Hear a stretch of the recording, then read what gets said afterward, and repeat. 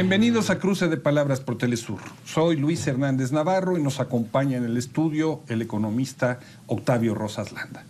Octavio es profesor universitario y asesor de la Asamblea Nacional de Afectados Ambientales. Vamos a conversar con él sobre la iniciativa del gobierno mexicano para legislar en materia hídrica. El último ciclo, el último coletazo de las reformas neoliberales impulsadas por el presidente Enrique Peña Nieto. Octavio, muchas gracias por acompañarnos aquí en el programa. Gracias por la invitación, Luis. Es un placer estar con ustedes.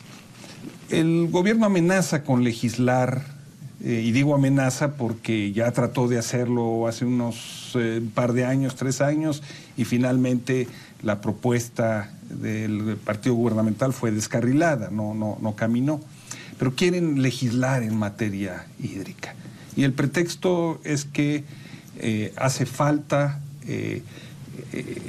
sincronizar una legislación particular considerando de que el agua es un derecho humano incorporado a la Constitución.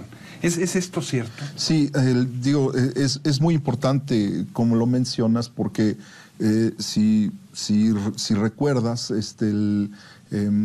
a inicios de la presente década se hizo una reforma constitucional que integró dentro del artículo 4º de la Constitución el derecho humano al agua. Y esto fue celebrado por muchas organizaciones y se planteó la idea de que por fin ya se estaba reconociendo un derecho básico y fundamental de los mexicanos. Esto significó a su vez que se obligaba a la autoridad del agua en México, que es la Comisión Nacional del Agua, y al Ejecutivo Federal a legislar nuevamente en el tema del agua, a crear una ley general de aguas que partiera en su diseño de la garantía del derecho humano al agua.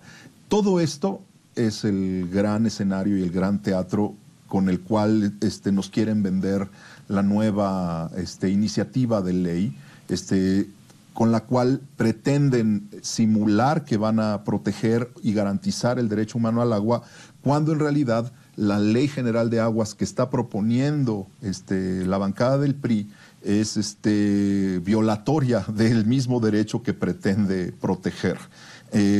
¿Por qué estamos diciendo esto? Para empezar, porque el problema del derecho humano al agua no solo tiene que ver con la dotación de una cierta cantidad de litros de agua por habitante por día para garantizar la reproducción adecuada y la salud de las personas y su bienestar. El gobierno mexicano pretende que esta nueva Ley General de Aguas reduzca esta garantía o esta cantidad de abasto de agua y de disposición de agua para la población a un mínimo vital. ¿Que sería qué cantidad? Que sería 50 litros por persona por día. Y para todas sus necesidades. Para todas sus necesidades, para beber, para bañarse, asearse, para cocinar alimentos, lavar ropa, limpiar la casa, 50 litros por persona por día. Y esto ya representa un retroceso, ¿no? Porque si nosotros consideramos el promedio del consumo diario de los mexicanos en términos de litros de agua por día, estamos hablando, por lo menos si hablamos en términos generales, de al menos 160, 170 litros de agua por día por persona. Por lo menos 3 veces más. Por lo menos 3 veces más. Eso no reconoce las necesidades para uso industrial o uso agrícola. No, eso solo reconoce las necesidades de uso personal. El problema entonces que plantea la iniciativa de ley del gobierno y que no responde y que no resuelve es que ¿qué va a ocurrir a partir del litro 51? ¿No? Es decir, el gobierno en la nueva Ley General de Aguas está proponiendo que solo va a garantizar el consumo o el abasto de 50 litros por persona por día. Entonces, a partir del litro 51, la pregunta es, ¿cuál va a ser el precio al cual van a cobrar el agua? ¿Va a haber dotación de agua más allá de 50 litros? ¿O vamos a tener que recurrir a otras medidas de abasto, como por ejemplo el agua embotellada? México ya es el primer consumidor mundial de agua embotellada en el planeta. El primer consumidor mundial de agua embotellada. Más que Estados Unidos. Más que Estados Unidos, más que Italia, más que Francia. En México se están consumiendo alrededor de entre 270 y 300 litros por persona al año de agua embotellada, que pueden parecer pocos, ¿no? Pero en realidad es muchísimo si uno toma en cuenta que el precio de un litro de agua embotellada llega a ser 1,000 o 2,000 o hasta 10,000 veces más alto que un litro de agua entubada. En ocasiones es superior al de la gasolina. Así es. Entonces, eso significa que el agua potable está siendo monopolizada por un pequeño grupo de empresas. Son 4 grandes empresas transnacionales las que están monopolizando el mercado del agua embotellada en México. Transnacionales todas. Todas ellas transnacionales: Coca-Cola, Pepsi-Cola, Danone y Nestlé. Por otro lado, están generando estas mismas empresas a través de un mecanismo de distribución de agua que es quizá el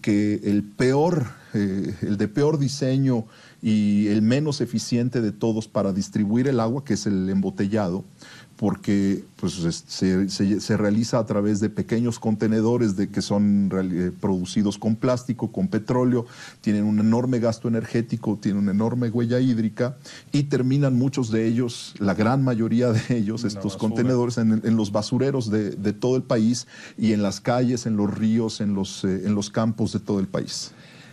Déjame ir a un paso previo atrás, sí. para entender el contexto. Sí. Estamos hablando de que la situación hídrica de México, ¿cómo la podríamos caracterizar? Hay mucha agua, hay poca agua, hay mucha extracción de pozos profundos, hay poca. Estamos hablando básicamente de agua dulce, ¿no? Así es. Sí, bueno, en realidad en México podríamos decir que hay agua suficiente para las necesidades de la población mexicana. Sin embargo, está desigualmente distribuida en el territorio nacional. Entonces tenemos zonas tropicales. Así es, con mucha lluvia, con mucho escurrimiento y con ríos muy caudalosos. Por ejemplo, tenemos la zona de Chiapas, Tabasco, el sureste de México tiene más del 30% de las reservas de agua que le quedan al país. En cambio, tenemos zonas como el norte del país, en donde hay muy poca precipitación, hay poco escurrimiento y dependen básicamente de la extracción del agua Pero profunda. Son las zonas más industrializadas. Y son las zonas más industrializadas. Que más dependen de agua para ese proceso de producción industrial. Y esta es una de las razones por las cuales la nueva legislación es tan problemática. Porque lo que está promoviendo esta nueva ley es la legalización de los trasvases, es decir... ¿Cómo explicarías tú qué es un trasvase? Sí, un trasvase es, digamos, dentro de, digamos, si nosotros pensamos el sistema hidrológico, este funciona a través de cuencas que son vasijas naturales que recogen el agua de la lluvia, una parte de ellas escurre y otra parte de ellas se infiltra al subsuelo. Formando acuíferos, ¿no? Y en la superficie formando ríos y lagos.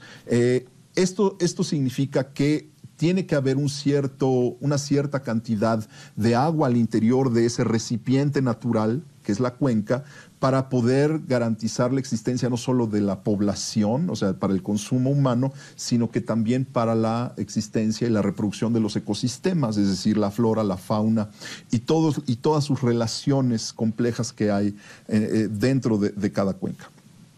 En el momento en el que se hace un trasvase, lo que significa es que vas a extraer agua de un recipiente para meterlo en otro recipiente. ¿Y cuál sería el problema de eso, Sebe? El problema es que puedes ocasionar un desequilibrio ecológico al interior de una cuenca porque los ecosistemas son muy frágiles, sobre todo los ecosistemas ribereños son muy frágiles, porque de ellos dependen muchísimas especies que son necesarias, por ejemplo, para la diversidad agrobiológica, es decir, para favorecer el cultivo de ciertos alimentos o de ciertas plantas que son necesarias para la reproducción de las comunidades locales en un lugar. Y si te llevas el agua, lo que puedes alterar son todas estas condiciones y puedes perjudicar la economía de una región, solo por beneficiar a otra. ¿Por qué están haciendo esto y por qué pretenden hacer esto? Porque están pensando en una lógica, digamos que en economía llamamos la neoclásica, en la cual tiene que haber un equilibrio entre oferta y demanda. Si en el norte del país hay mucha demanda de agua, pues entonces tenemos que ver la manera de trasladar la oferta del agua hacia esos lugares. Independientemente de los costos ambientales. Independientemente de los costos ambientales, sociales, culturales e incluso políticos. Y esto es gravísimo. O sea, esto sería un primer gran problema. Es un gran problema de la ley, de la iniciativa de ley. Retornando a la situación hídrica del país, decías, el agua del sur se quiere llevar hacia el norte. ¿Cuál es la calidad del agua dulce que hay en México? Este es un segundo problema y la Ley General de Aguas propuesta por el gobierno federal en esta iniciativa de ley tampoco aborda el problema de la calidad del agua por varias razones. La primera de ellas es que como precisamente en el norte más industrializado se consumen grandes cantidades de agua y en el centro del país también. Esto significa también que se contamina una gran cantidad de agua y se utilizan las cuencas, se utilizan los cauces de los ríos y los arroyos como drenajes industriales. Y esto lo estamos viendo en todo el país, en todas las zonas donde está proliferando la industria. O sea, estamos hablando de zonas urbanas, conurbadas como Puebla, Tlaxcala, la propia Ciudad de México, el Estado de México, Guanajuato, Querétaro, Monterrey, Guadalajara. Las grandes zonas industriales del país, la zona fronteriza, por supuesto, están utilizando los cauces de los ríos como drenajes a cielo abierto. ¿Esto qué significa? Significa entonces que para abastecer de agua potable a la población tienen que extraer agua del subsuelo. Y entonces, desde hace ya varios años, desde hace ya décadas incluso, estamos viendo un fenómeno en el cual los acuíferos del país están viendo cada vez más sobreexplotados. Entonces tenemos intrusión salina en algunos porque ya está entrando el agua del mar. Pues esto ocurre mucho en el estado de Sonora, en Baja California, o en Sinaloa. Pero también tenemos acuíferos ya completamente depredados, como ocurre con el acueducto, con la Cuenca de la Independencia en el estado de Guanajuato o en el sur del estado de Hidalgo, etcétera. Y esto significa entonces mayores concentraciones de minerales porque se extrae el agua a profundidades cada vez mayores y esto ocasiona que el agua venga ya con altas concentraciones de metales pesados. ¿Hay indicadores, Octavio, de que haya un deterioro de la salud de la población en estas zonas donde se han derrumbado los acuíferos? Sí, por ejemplo, un caso que conocemos desde hace algunos años es el caso de la Cuenca de la Independencia, donde se están extrayendo. ¿Dónde es en la Cuenca de la Independencia es la zona que abarca el municipio de Dolores Hidalgo, San Miguel de Allende, Guanajuato. Sea, este es el centro el norte occidente. del estado de Guanajuato, sí, más pegado hacia... que fue una zona de agricultura industrial, por un lado, y es uno de los grandes polos de desarrollo. Así es. En la perspectiva del Tratado de Libre Comercio. Así es, en la cuenca vecina, que es donde está León, Guanajuato, San Francisco del Rincón, allí se están instalando en Silao, en Irapuato, en Celaya, se están instalando las grandes fábricas de automóviles, ¿no? Porque quieren convertir a México en el mayor productor de automóviles. Y ahí, ¿no? hay un problema. Ahí hay un problema gravísimo. ¿Te parece si vamos a una pequeña pausa y ahora que regreses nos explicas en qué consiste? Claro que sí, con mucho gusto. Los invitamos a que continúen con nosotros. Volvemos en muy breves instantes.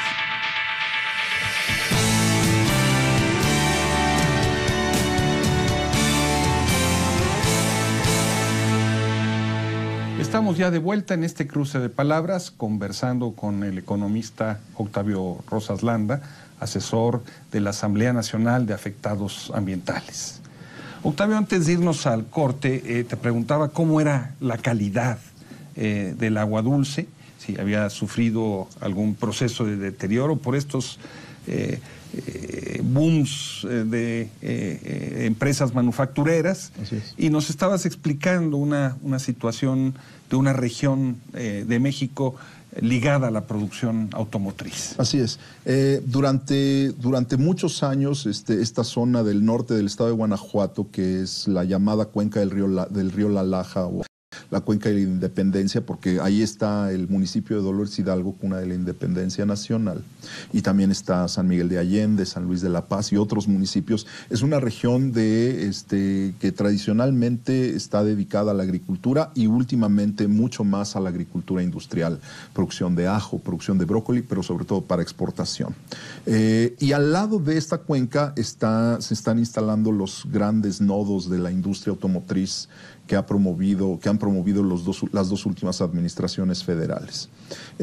Sin tomar en consideración el hecho, por supuesto, de que para producir un automóvil se requieren 450,000 litros de agua. 450,000 litros de agua. Para hacer un solo automóvil, ¿no? Y estamos hablando de que las grandes empresas están produciendo, empresas como Mazda, empresas como General Motors, Volkswagen en Puebla, producen a razón de más de 1,000 automóviles por día. Pero muchas de esas empresas están instaladas en el semidesierto. Así es, en zonas donde hay grave escasez de agua y por eso están cerca de la frontera. Así es, y están en los corredores, en los grandes corredores que conectan las zonas céntricas del país con el mercado, el principal mercado automotriz del mundo, que son los Estados Unidos. El problema de esto es que como se requiere tales cantidades de agua para esta producción agroindustrial de exportación como para la producción de automóviles y autopartes y partes de avión en Querétaro, se requieren enormes cantidades de agua y entonces esto significa la necesidad de satisfacer la demanda de agua en estas zonas donde está instalada la industria con agua de otras cuencas. Trasvases. Con trasvases. Esto ha significado, por ejemplo, que esté ahora un grave conflicto en los Altos de Jalisco, en los pueblos de Temacapulina, Acacico y Palmarejo, que están se están defendiendo de la construcción de una gran presa para llevarse el agua de los Altos de Jalisco hacia León. Pero te preguntábamos también sobre los problemas de salud. ¿Hay problemas de salud asociados al consumo de esta agua? El hecho de que se están depredando los acuíferos ha significado para la población del norte de Guanajuato la incidencia de enfermedades crónico-degenerativas gravísimas como las insuficiencias renales, como la fluorosis esquelética. Un investigador de la universidad planteaba hace algunos años que en toda esta cuenca hay más de 20,000 enfermos de fluorosis esquelética, es decir, una enfermedad que fractura los huesos, hace que las personas pierdan la dentadura, se les ponen amarillos y luego se les ennegrecen los dientes y poco a poco se les caen y pierden las funciones renales, y esto puede derivar incluso en cánceres renales o de otro tipo. Entonces, porque están extrayendo agua a 300 o 400 metros de profundidad, ya con mucho arsénico disuelto, porque es agua que se ha filtrado a lo largo de miles de años, por eso está a tal profundidad, y nos han incluso dicho especialistas que para que si el día de hoy se dejara de extraer agua de ese acuífero, tardaría aproximadamente 700 años en recuperarse. Lo cual significa ya una catástrofe ambiental y una catástrofe de salud para la población. Todo esto debería ser abordado y debería ser resuelto por la Ley General de Aguas si efectivamente tratase de responder a la problemática del derecho humano al agua. Y esta situación que describes en el estado de Guanajuato, ¿es un accidente, es un hecho aislado o forma parte de un patrón regular? No, existe un patrón regular, es decir, ya es un patrón sistemático de actuación del gobierno federal de a toda costa violentar los derechos de los pueblos, los derechos humanos de las personas para proteger y beneficiar los intereses de grandes empresas corporativas. Lo acabamos de ver recientemente, o lo estamos viendo actualmente en la lucha que lleva a cabo el pueblo de Mexicali contra Constellation Brands, una empresa cervecera. O lo estamos viendo también en el hecho de la defensa que están haciendo los gobiernos de Puebla y Tlaxcala de más de 7,000 empresas industriales en la cuenca Toyac-Zaguapan, siendo que hay una recomendación de la Comisión Nacional de Derechos Humanos que obliga a las autoridades a que saneen ese cuerpo de agua, esa cuenca.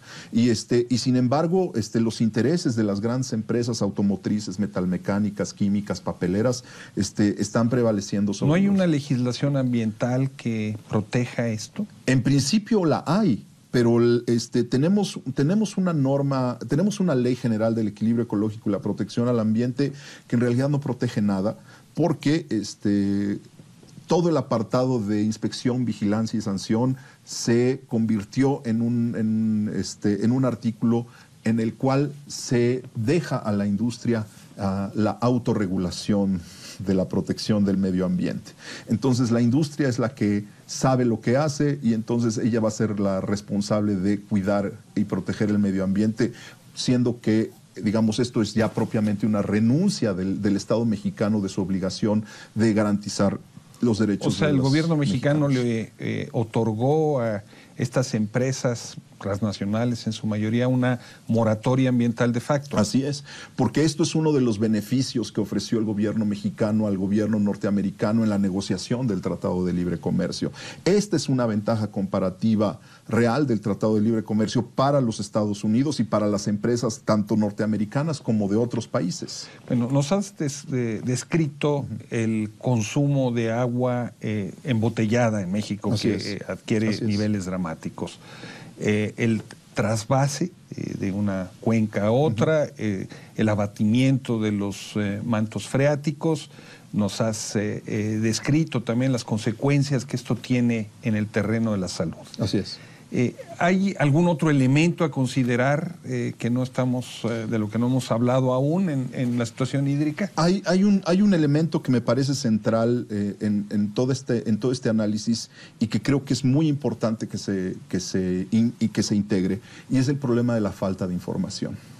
¿Qué quiere decir? O sea, muy rápidamente lo explico. La ley obliga, la actual ley de aguas nacionales obliga a la autoridad del agua, a la Comisión Nacional del Agua, a tener informes periódicos sobre la disponibilidad de agua, tanto la superficial como la subterránea. Es decir, tiene que haber estudios científicos, técnicos, de la disponibilidad de agua real que hay en cada acuífero. Y está plenamente demostrado, lo han demostrado estudios científicos, lo ha demostrado las auditorías de la Auditoría Superior de la Federación en varios años, que la propia autoridad del agua es morosa en la preparación y en la elaboración de estos estudios. Entonces, en realidad no sabe la autoridad del agua en México. La Comisión Nacional del Agua no sabe realmente cuánta agua le queda al país. No sabe. No lo saben. No lo saben, y sin embargo están otorgando cada vez más concesiones a la industria, a complejos hoteleros, para la especulación inmobiliaria en las ciudades, y entonces están jugando con una bomba de tiempo.